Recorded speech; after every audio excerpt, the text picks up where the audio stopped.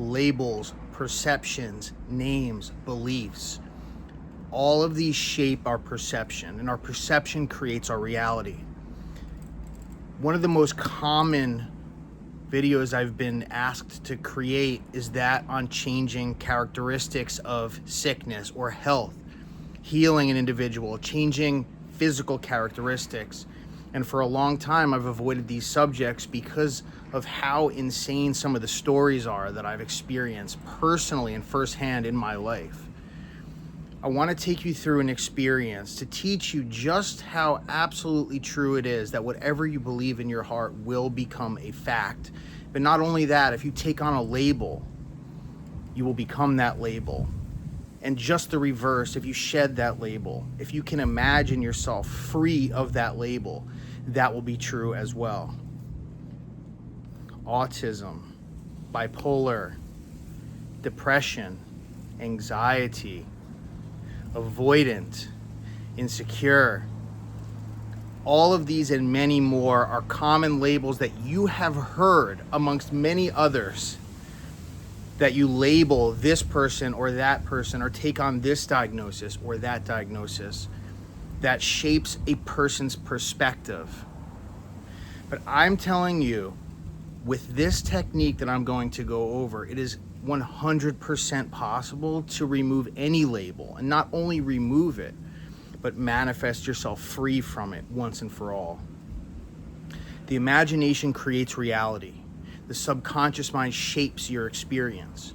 Whatever you perceive or expect becomes reality. So why is it hard to believe that a label like autism is something that's permanent? Is it because doctors tell you? Is it because science tells you? This world is predicated by manifestation. In other words, the labels themselves are manifested. We cannot look at this world with causation from things manifested. In other words, the source of everything is the mind. So whatever we believe to be true becomes true. Whatever you think you are, you become. I used to live with an individual, a friend, his name is Andrew, when I was in a cult, as some of you know.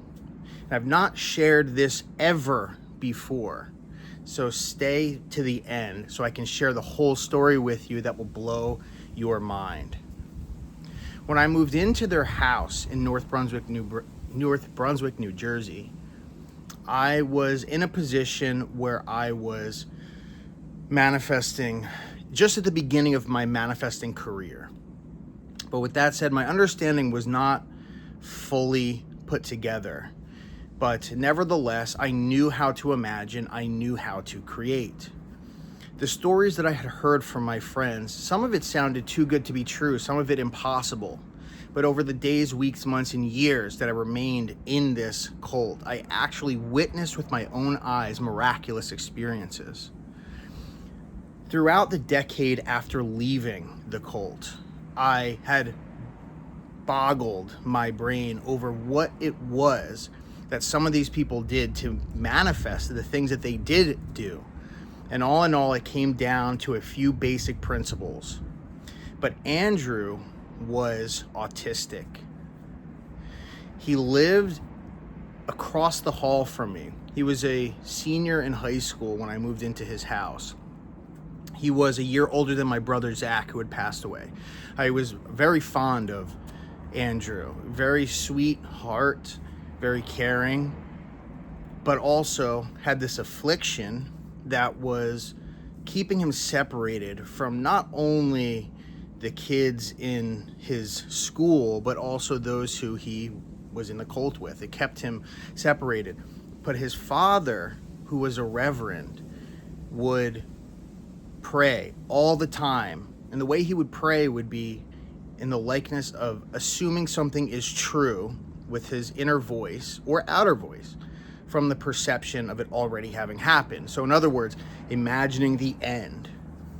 And in doing so, he would constantly, and I witnessed this firsthand, he would constantly assert the truth that his son was fully healed of the affliction of autism. Now, when I first had moved into that house, I thought initially my instinct reaction was that it was wrong to want to wish this away, but that was just simply because of what I was taught, that we should accept people exactly for who they are, which I do believe still is true. But nevertheless, I'm not Andrew's father. I'm not his brother. I'm not his mother. I only knew him for 2 years. I did not know what he was like before. And after leaving, I don't know what he was like. But the amazing story goes as follows.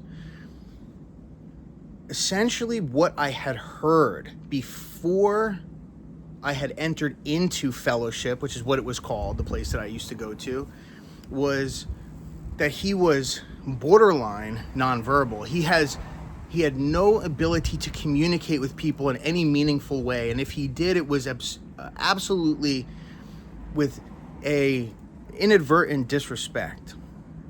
It caused a lot of people a lot of problems, and that was what pushed him away.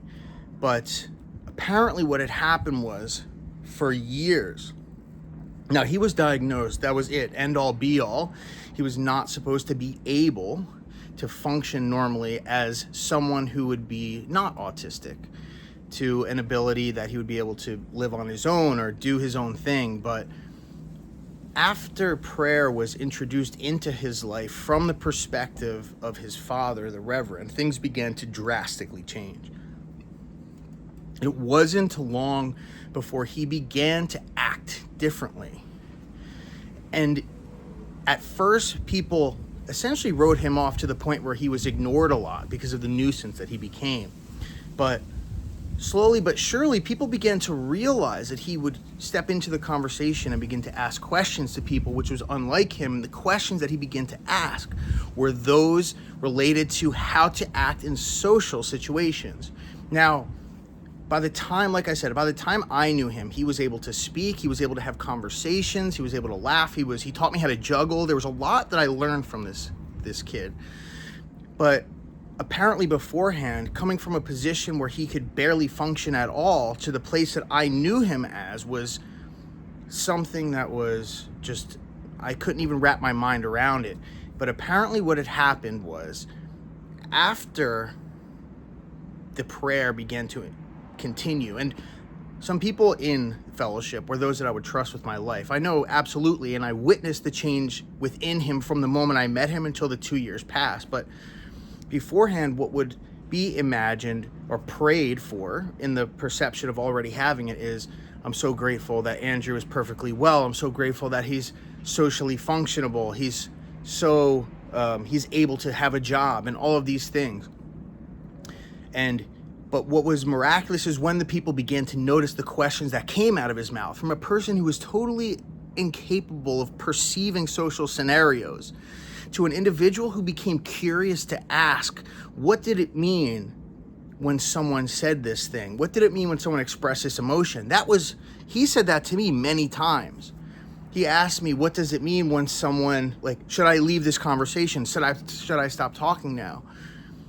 And ultimately, the label of the autism or Asperger's, depending on all along the same spectrum, the point is that he was in a position where initially he was not able to go to the same school as everyone else. But within a couple of years, his whole life radically changed, and he was not only capable of entering into regular high school in North Brunswick, but he was also able to be in the regular classes with his friends. He was also able to get A's and B's. He was also able to graduate high school. But the miraculous change came the day when it was a talent show.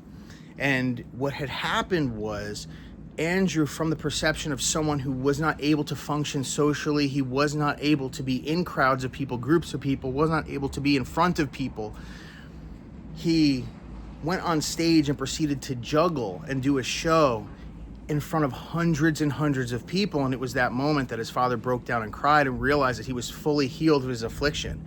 Andrew that I knew did not have autism. Andrew that I knew did not have Asperger's. Andrew that I knew had slight nuanced behaviors and attitudes, but so does everybody else. So do I. That label attached to him, he himself I never once heard him say that phrase, that that's what he was. I never once heard him say that that was his diagnosis. Never. It was only when someone told me what he used to be diagnosed with that blew my mind, and I began to put pieces together, which was absolutely astonishing to me. Ultimately, so that is the case for manifesting. What would it be like if you did not have the affliction? What is it that you're experiencing? Are you experiencing, someone who's a narcissist? Are you experiencing someone who's avoidant? Are you experiencing someone who's anxious? Are you anxious? Are you insecure? Do you not have friends? Are you sick? Like myself, I was diagnosed with everything in the book. I was diagnosed with depression, anxiety, bipolar, OCD. I'm trying to go through the list, and I know there's more, but the point is as long as I accepted those labels, they persisted. And not only did they persist, they manifested into symptoms. And it was only when I began to imagine myself from the perception of already having what I wanted, which was in this case to be free of the affliction, is when that happened. The ultimate for myself came in the form of addiction. To this world, there is no solution. There is no cure to addiction. And many of you know my story. Many of you have seen the mugshots of my past and my history, and it's very clear that you can be cured of something that the world says you cannot. What's very important to understand is even the diagnosis itself, the phrase, even the disorder is manifested. And because it's manifested, it can be unmanifested. In other words, you are inherently perfect. Your mind, your body, your spirit, all is profound and without blemish. It is pure. It is only through the world, if you take on these forms, and some of it is caused by disease. In fact, all of it would be mental disease caused and manifest into physical or mental, emotional. The key is to perceive yourself just like Andrew, from the perception of not being sick, not being afflicted, and persisting in that state. And that's all that it takes for you to become that. There's nothing else. Your job, your entire job, is to suspend your belief, suspend your logic until you are capable of entering into the mindset of a person who is not ill. Once you do that, you can snap back and you can remain back in the state that you were in. The seed has already been planted. But your entire job, what I'm trying to tell you is, if you can enter into the state of having it, suspend your judgment, suspend your logic that tells you you cannot, that tells you you will not, and you will have it. This is the key to manifesting anything that you want. What is it that you want? I have story upon story. I know people who have been healed miraculously of things other than simple labels. I know people, and I've witnessed people being healed miraculously and instantaneously. I know people who have changed their height, changed their eyes. All of this is inherent within you. Your subconscious mind has within it the blueprint to create who you are. Just like a seed that you plant in the ground grows into the massive redwood tree in a little seed. But yet all of the ways and means, all of the routes that need to be taken, all of everything is contained within that seed, in the subconscious mind. And with that, you as God, who have access to modify and control the subconscious mind, all you need to do is insert into the subconscious mind the experience or the truth of yourself. That truth of yourself, that God of Scripture that is you, that Christ, that imagination. All you need to do is pick an image in your mind. Pick something from the perspective of it already being finished. Imagine that until you feel thrilled or satisfied that you have fully embodied it, and then let it go. Drop that seed into the ground. It is beyond your control at that point, and the bridge of events, the bridge of incidents will follow in perfect fashion that infinite wisdom and intelligence and power that caused you to grow from a seed into a human. That same intelligence that you hadn't have no say in it. All that had to be done is for it to be planted, and it grew in that same likeness. You selecting that reality you wish to experience and imagining it from the perspective of having it with all the tones of reality, and then dropping it, it will manifest in the same way as planting a seed in the ground. So it doesn't matter what is your affliction. Is it insecurity? Is it being poor? Is it being overweight? Is it being too thin? Is it being sad? Is it being manic? Is it being narcissistic? What is it? It doesn't matter. None of it matters. Do not allow the world to dictate how much it matters. It matters as much as you perceive that it does. And so with that same likeness, just as in Scripture, whatever you believe is true will happen, you imagine that thing from the perspective of it being done, and it will grow naturally. If you want breakdowns and success stories of manifestation, subscribe to my channel. You will receive broken down systematic techniques, ideas, and data-driven results on how to manifest anything that you want. That will help you manifest your desires. Subscribe if you want to manifest your desires. And I'll see you next time. Thank you so much for watching. My name is Joseph Alai. Welcome to my channel. See you next time.